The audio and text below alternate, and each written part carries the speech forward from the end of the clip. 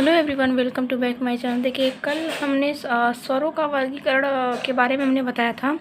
3 बता चुके थे, बाकी अभी कुछ जो है वो हम बताते हैं। देखिए, चौथा जो है होठों की स्थिति के आधार पर 2 भेद होते हैं। ठीक है, इसके जो कितने भेद होते हैं तो 2 होते हैं, एक वृत्तमुखी और दूसरा आवृत्तमुखी। कौन कौन से 2 होते हैं होठों की स्थिति के आधार पर? मतलब वृत्तमुखी और आवृत्तमुखी। ठीक, वृत्तमुखी में कौन कौन से आते हैं तो ऊ, ओ, औ। ठीक है, और आवृत्तमुखी में कौन कौन से आते हैं तो अ, आ, ई, ए, ऐ।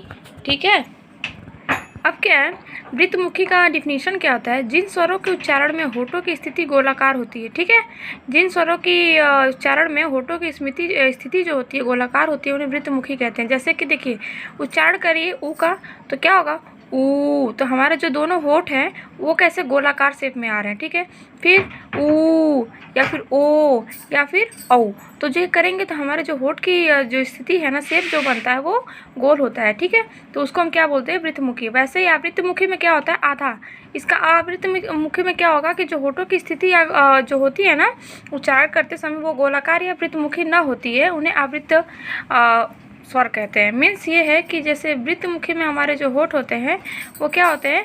पूरा गोल शेप में आ जाते हैं, लेकिन इसमें नहीं। ठीक है, जैसे उच्चारण करके देखिए अ, आ, ई, ऐसा कुछ है नहीं जैसा कि वृत्तमुखी में था। ठीक है, अब बात करते हैं घोषत्व और कंपन के आधार पर स्वर के भेद कितने होते हैं, ये हम देखते हैं। ठीक है, घोष का पहले तो ये जान लीजिए, घोष का अर्थ क्या होता है? घोष का अर्थ ही कंपन होता है। जिन स्वरों को बोलने में स्वर यंत्र में कंपन होगा उन्हें हम घोषत्व स्वर या वर्ण कहते हैं। ठीक है, और एक बात और याद रखिएगा, स्वर जो होता है ना, स्वर जो होते हैं वो स्वर होने के साथ साथ वर्ण भी होते हैं। ठीक है, हिंदी वर्णमाला में सभी स्वरों को बोलने में कंपन होता है। ठीक, हिंदी वर्णमाला में सभी स्वर क्या होते हैं?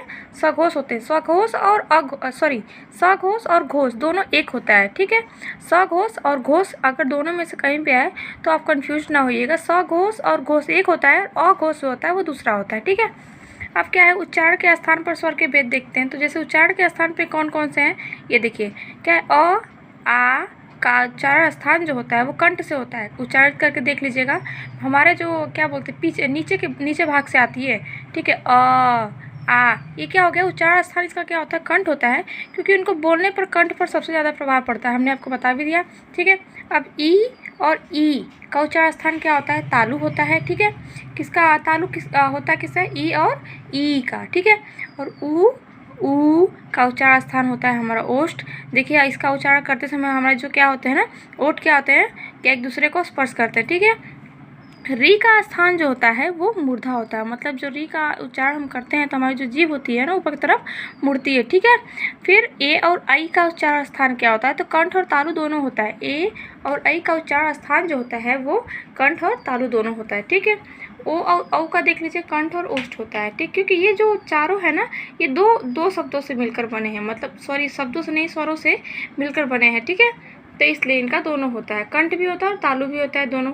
ठीक, अब मुख के आधार पर देख लेते हैं। तो जो मुख के आधार पे होते हैं ना, इनके जो स्वर के भेद होते हैं वो 4 होते हैं। ठीक, समवृत्त स्वर, अर्ध समवृत्त और विवृत स्वर और अर्ध विवृत। इसको याद करने का तरीका ये जान लीजिए कि देखिए, समवृत्त अगर याद हो गया तो उसको आधा करना है तो दूसरा हो जाएगा। फिर विवृत स्वर जो होते हैं उसी का आधा कर दीजिए तो चौथा हो जाएगा। मतलब ये कि ऐसे याद कर सकते हैं ट्रिकली। ठीक है, अब जिन स्वरों को बोलने में दोनों दांतों के बीच जगह बंद की तरह लगे उन्हें क्या बोलते हैं? स्वर बोलते हैं, समवृत्त स्वर बोलते हैं। होते कौन कौन से हैं? तो देखिए, ई, ए, ठीक है, ए और क्या है?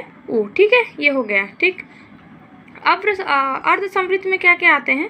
अर्ध समवृत्त में आते हैं आपके दोनों दांतों के, पहले डिफिनेशन देख लीजिए, दोनों दांतों के बीच की जो दूरी होती है ना, आधा बंद रहेगा। मतलब इनको उच्चारण करते समय ना दांतों की जो बीच की दूरी होती है वो आधा बंद रहती है। ठीक है, तो कौन कौन से? ए और ओ। ठीक है, अब विवृत स्वर की बात करते हैं। तो जिन स्वरों को उच्चारण में क्या होता है, मुख द्वार पूरा खुला होता है। मतलब कि पूरा बोले तो टोटली ओपन रहेगा। मीन्स ये कि देखिए, आ बोली आ तो हमारा जो दोनों होठ होता है ना टोटली खुला जाता है। ठीक है, अब क्या होता है? अर्ध विवृत में क्या होता है? अर्ध विवृत में ये होता है कि जो मुख होता है ना हमारा, जो हमारा माउथ होता है वो क्या होता है? आधा खुला रहता है। मतलब ओ औ, मतलब कि पूरा नहीं खुलता जैसे कि विवृत में हुआ। ठीक है, तो ये चारों डिफिनीशन हो गए इसके किसके आधार पे? तो मुख द्वार या मुख विवर के आधार पे स्वरों का वर्गीकरण हो गया। ठीक है, अब ये जो है आपका सबसे लास्ट वाला वर्गीकरण होगा, ठीक है। हवा के नाक या मुंह से निकलने के आधार पर होगा स्वर का वर्गीकरण, ठीक है। दो होते हैं, अनुनासिक स्वर और निर्नासिक स्वर, ठीक है। निर्नासिक स्वर को क्या बोलते हैं, मौखिक स्वर के नाम से भी जानते हैं, इस बात का ध्यान रखिएगा। निर्नासिक स्वर को क्या बोलते हैं, मौखिक स्वर। ये दोनों नाम एक ही के हैं, ठीक है, लेकिन कभी कभी एग्जाम में एक ही नाम देता है, तो कंफ्यूज मत होइएगा, ठीक है। पहले अनुनासिक का देख लेते हैं, ठीक है। जिन स्वरों के उच्चारण में नाक मुंह दोनों से हवा निकलती है, जैसे कि जब उसको बोलेंगे ना तो नाक के साथ साथ मुंह से भी आपकी हवा निकलेगी, उसको क्या बोलते हैं, अनुनासिक स्वर कहते हैं। और उसकी पहचान क्या होती है, याद रखिए। जैसे कि चांद लिखा हुआ देखे होंगे ना, तो चांद पे जो चंद्रबिंदी लगी रहती है, ठीक है, वही क्या होता है, अनुनासिक स्वर होता है, ठीक है। चांद हो गया, आंचल हो गया, तो सॉरी आंचल नहीं, ठीक है, जो ये चंद्रबिंदी के साथ साथ मतलब उसमें जो एक चांद का शेप रहता है और छोटी सी बिंदी रहती है, तो वो क्या आएगा, वो अनुनासिक होगा। जैसे कि देखिए इधर हमने लिखा है एग्जाम्पल के तौर पे जो ये उसके ऊपर जो खिंचाव में एक होता है आगत स्वर के साथ साथ एक जो बिंदी टाइप का होता है, उसी को चंद्रबिंदी कहते हैं, ठीक है। तो अनुनासिक स्वर हो गया। अब निर्नुनासिक स्वर का देख लेते हैं। इसमें क्या होता है, जिन स्वरों को बोलते समय हवा सिर्फ मुंह से निकलती हो, मतलब कि जब उसका उच्चारण करेंगे तो हवा जो होता है वो मुंह से निकलती हो, उसको क्या बोलते हैं, मौखिक स्वर बोलते हैं, ठीक है। जैसे कौन कौन से हैं ये देख लेते हैं। तो वो होगा अ, आ, ई, उ, री, ए, आई, ओ, औ, ठीक है। ये होते हैं मौखिक स्वर, जो है हमने बता दिया। तो स्वरों का वर्गीकरण टोटली कितने प्रकार से होते हैं, 8 प्रकार से होते हैं, जो हमने यहाँ डिफाइन कर दिया है, ठीक है। आई होप आप सभी लोगों को वीडियो पसंद आया हो, और पसंद आएगा तो लाइक करिएगा, सब्सक्राइब करिएगा चैनल को, वरना तो कोई बात नहीं। और फिर से एक रिवाइज कर लेते हैं, क्या क्या हमारे जो स्वर होते हैं उनका वर्गीकरण कितने प्रकार से होते हैं, तो 8 प्रकार से होते हैं, ठीक है। टोटल हमने बता दिया आपको, तो हमने जो था वो बता दिया। अब एक बार और देख लेते हैं। वर्णमाला जो होते हैं, वर्णमाला में क्या क्या होता है, स्वर और व्यंजन दोनों से मिलकर क्या होता है, वर्णमाला बनता है, ठीक है। हमारे वर्णमाला में कितनी स्वर और व्यंजन होते हैं, तो वो जो होते हैं इनकी पूरी मात्राएं जो होती है 52 होती है, और उस 52 संख्याओं को ही हम वर्ण कहते हैं, ठीक है। स्वर कितने होते हैं, तो स्वर होते हैं 11, लेकिन अयोग वाह को मिला देंगे तो अब 13 हो जाएगा स्वरों की संख्या, ठीक। व्यंजन कितने होते हैं, 39, लेकिन मूल रूप से पूछेगा तो 33 होता है, ठीक, 33 हो जाएगा। ड और ढ जो होता है, ये दोनों जो होते हैं उच्छिप्त होते हैं, और 4 संयुक्त व्यंजन होते हैं। कितने, तो 4 होते हैं। 4 कितने होते हैं, मतलब 4 संयुक्त व्यंजन होते हैं, ठीक है। और वो होते कौन कौन से हैं, छ, त्र, ज्ञ होते हैं, ठीक है।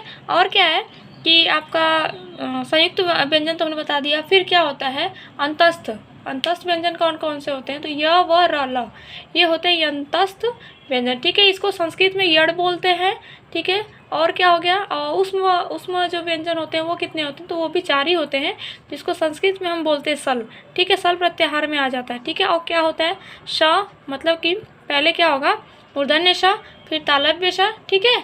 सॉरी कौन कौन से हैं, तो संयुक्त स्वर उसमें स्वर कौन कौन से हैं, तो वो होते हैं श, मतलब कि मूर्धन्य श, फिर कौन सा होता है तालव्य श, फिर दंत स, और वो लास्ट कौन सा होता है, तो हा होता है।